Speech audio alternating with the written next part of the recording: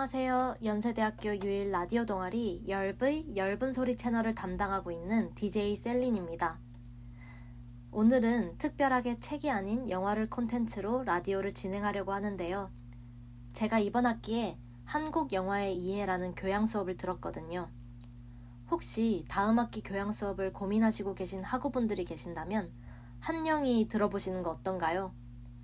저는 한 학기 동안 한국 영화를 통해서 한국의 문화의 변천사를 체감하면서 한국의 미적 변화, 가치관 변화를 영화를 통해 배울 수 있었기 때문에 말 그대로 교양이 쌓이는 것을 느낄 수 있었어요.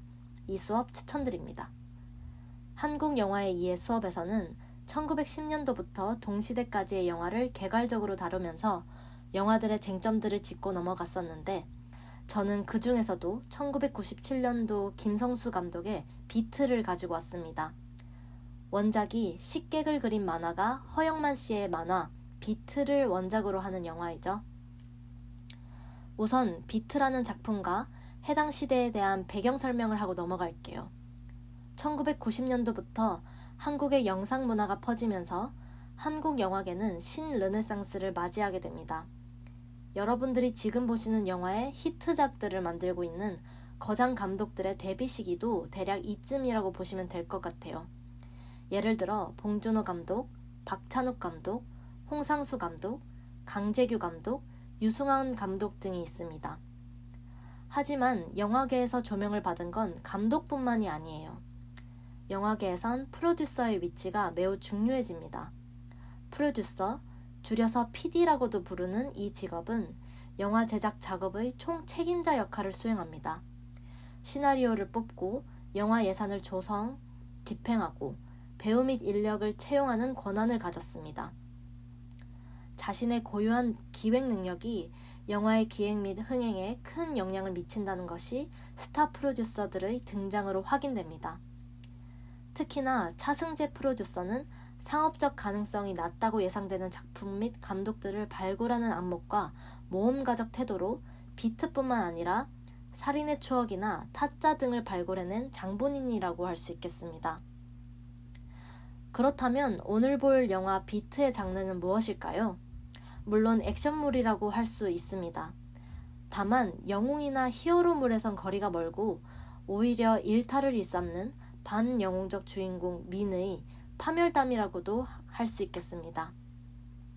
한국의 반영웅적 주인공의 액션물은 홍콩 느와르인 영웅봉색이나 열혈남아의 영향을 받았으며 무라카미 하루키의 상실의 시대를 통해 각광받기 시작한 장르입니다. 오직 액션 장르이냐라고 하신다면 그렇지는 않습니다. 영화는 여러 장르가 혼종적으로 느슨하게 엮여 있습니다. 그래서 제가 비트에서 짚고 싶은 두 가지 장르는 앞서 말한 액션, 그리고 멜로드라마입니다. 멜로드라마는 본래 음악이 있고 감상적인 내러티브가 있는 극을 의미하지만 현대에 와서는 음악의 유무와 상관없이 감상적인 애정극을 가리킵니다. 혹시 비트의 여자 주인공 로미를 누가 연기하는지 아시나요? 바로 고소영 배우입니다. 정우성과 고소영, 두 얼굴 천재가 만들어낸 영화, 생각만 해도 설레지 않나요? 노래 한 곡 듣고 바로 영화 리뷰 시작해볼게요.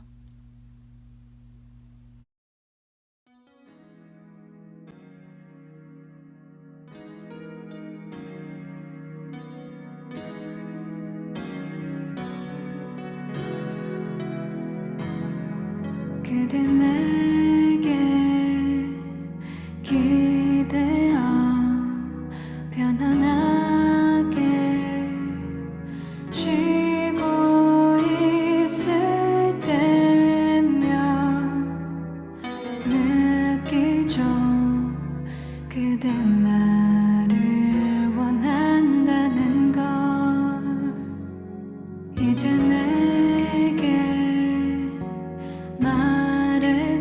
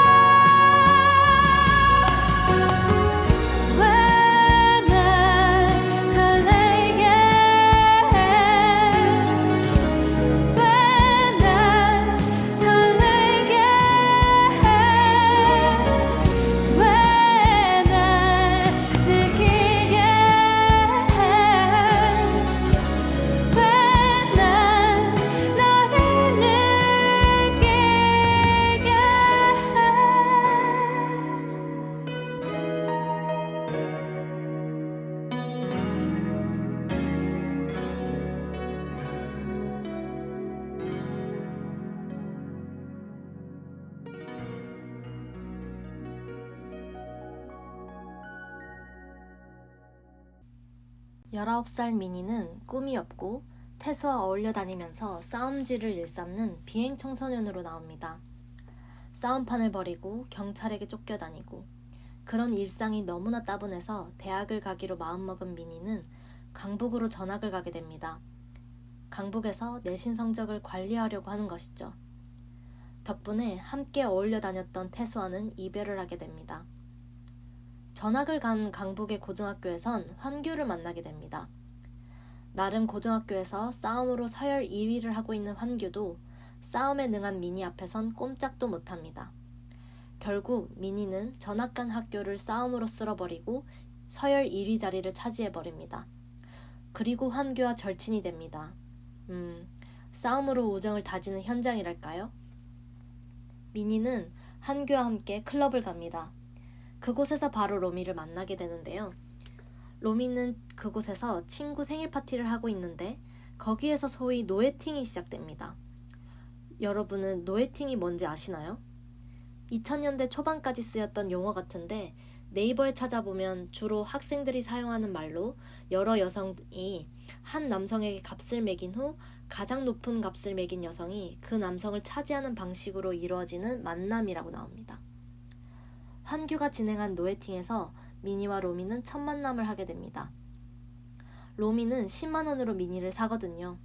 그때 10만 원이면 현재 가치로 20만 원입니다. 소비자 물가지수로 인플레이션율을 구해보면 101.7%가 나오더라고요. 여기서 알 수 있듯이 로미는 굉장한 부잣집의 딸입니다. 공부도 전교 1등을 하는 수재이고요. 여기서 로미가 미니에게 하는 유명한 대사가 나옵니다.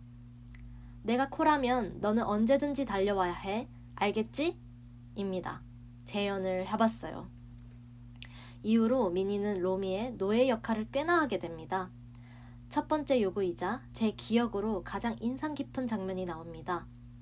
미니가 로미의 명령에 따라 롯데와 LG 플레이오프 3차전을 보고 나서 게임 내용뿐만 아니라 경기장의 분위기까지 샅샅이 적게 합니다.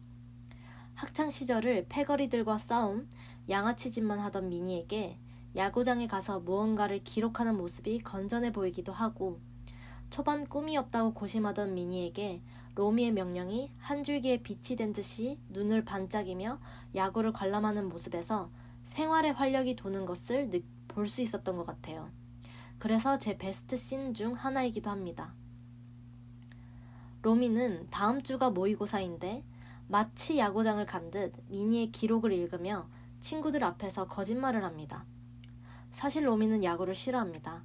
스포츠는 3S 정책이라며 휴일에 야구장 다니는 애들은 대학을 못 간다며 걔들한테 질 수 없어.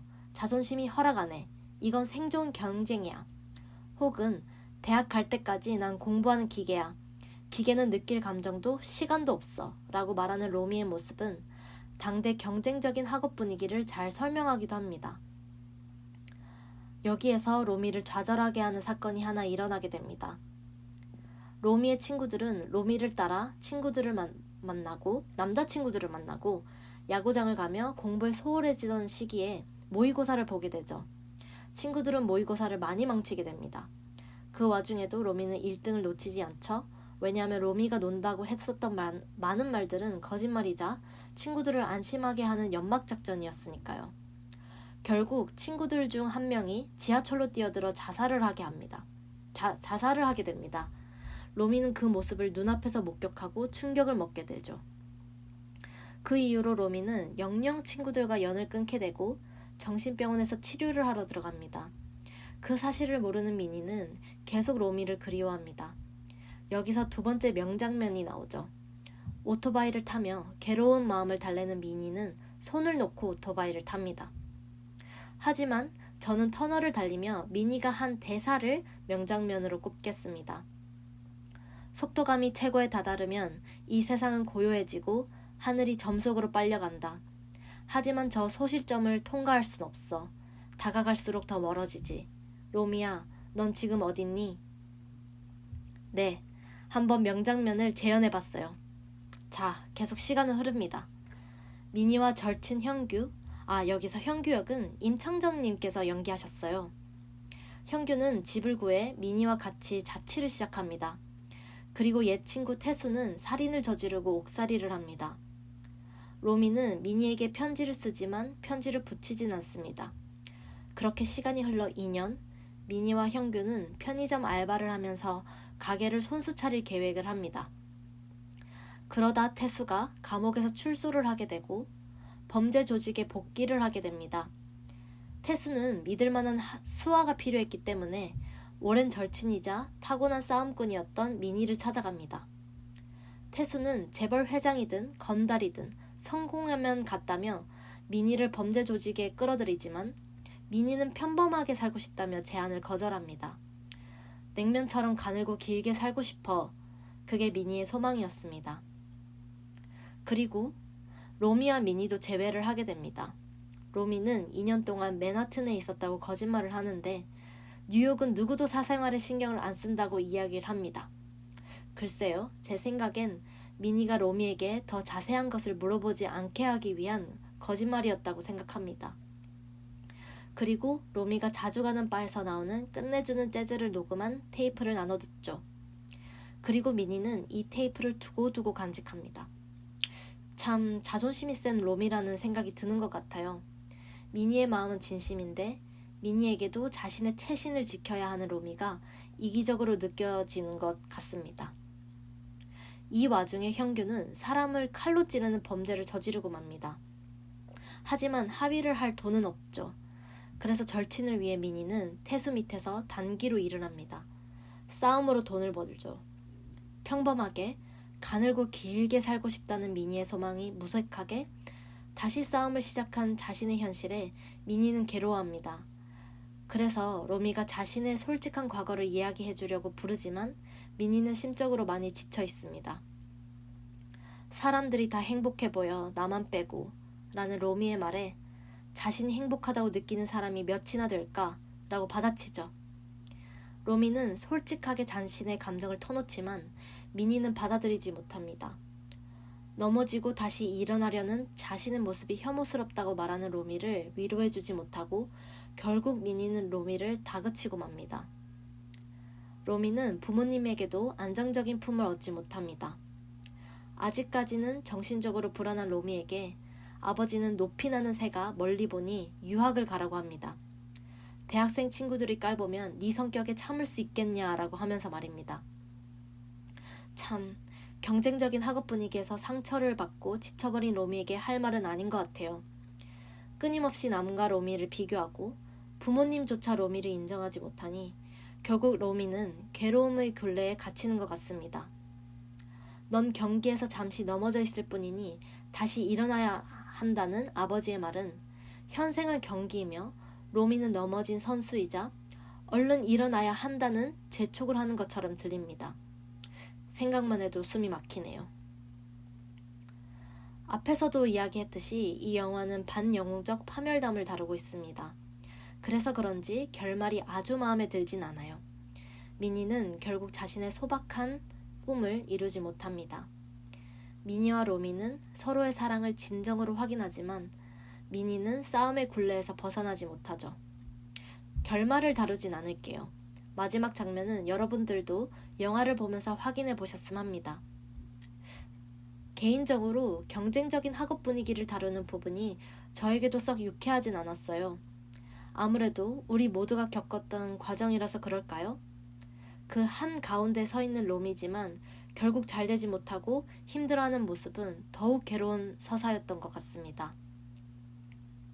비행 청소년을 다루고 있고 당대 경쟁적인 학업 분위기를 잘 드러낸다는 점에서 수업 당시 학생들이 꼭 봐야 하는 영화라는 학우들의 의견이 많았지만 안타깝게도 이 영화는 청소년 관람 불가 등급이었습니다.